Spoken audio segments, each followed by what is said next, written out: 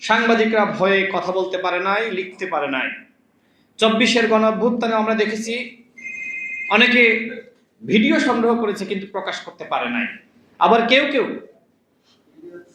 অন্য নামে, বেনামে সামাজিক যোগাযোগ মাধ্যমে গণঅভ্যুত্থানে কিভাবে ছাত্র জনতাকে গুলি করে হত্যা করা হচ্ছে সেই ভিডিও প্রকাশ করেছে। কোনো কোনো সাংবাদিক দেশের বাইরে পাঠিয়েছে। হ্যাঁ, সাংবাদিকদের অনেক ভূমিকা ছিল।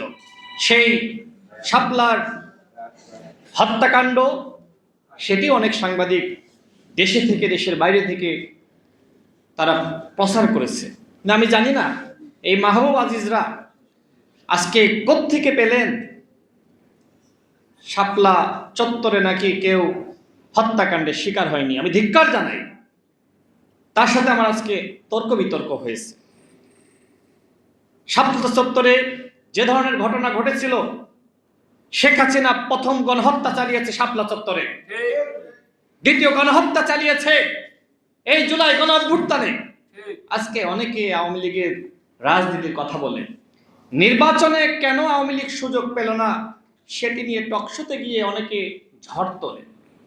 হ্যাঁ, আমরাও মনে করি যে আওয়ামী লীগের যারা অপরাধ করে নাই তারা নির্বাচন করবে, রাজনীতি করবে, কিন্তু এই বিচার হওয়ার পরে শাপলা চত্বরে যে হত্যাকাণ্ড হয়েছিল তার বিচার হতে হবে, শেখ হাসিনার ফাঁসি হতে হবে। জুলাই গণঅভ্যুত্থানে যে হত্যাযজ্ঞ হয়েছিল, গণহত্যা হয়েছে, তার বিচার হতে হবে, শেখ হাসিনার ফাঁসি হতে হবে। কিন্তু আপনারা সেই কথা বলেন না। আমি আজকে আপনাদের এই দাবির প্রতি সংহতি জানাই। শাপলা গণহত্যার সেই বিষয়টি আপনারা পাঠ্যপুস্তকে অন্তর্ভুক্ত করার দাবি জানিয়েছেন, এই দাবির প্রতি আমি সংহতি জানাই।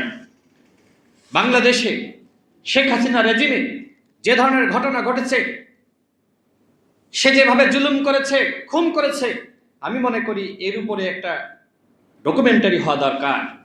শেখ হাসিনার জুলুম তন্ত্র নামে কিভাবে জুলুম করেছে, খুন করেছে, মায়ের বুক খালি করেছে, কিভাবে একজন বোনকে স্বামীহারা করেছে, তার নির্যাতন নিপীড়নের একটি ডকুমেন্টেশন থাকা দরকার।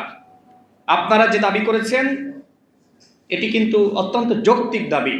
পাঠ্যপুস্তকে যদি তার যে ঘৃণিত অপরাধ সেটি অন্তর্ভুক্ত থাকে, তাহলে প্রজন্মের পর প্রজন্ম তারা কিন্তু শেখ হাসিনার প্রতি ঘৃণা, সে যে অপরাধ করেছিল, আলেম ওলামা মাদ্রাসার শিক্ষার্থীদেরকে যেভাবে গুলি করে হত্যা করার নির্দেশনা দিয়েছিল, সেগুলো কিন্তু লিপিবদ্ধ থাকবে।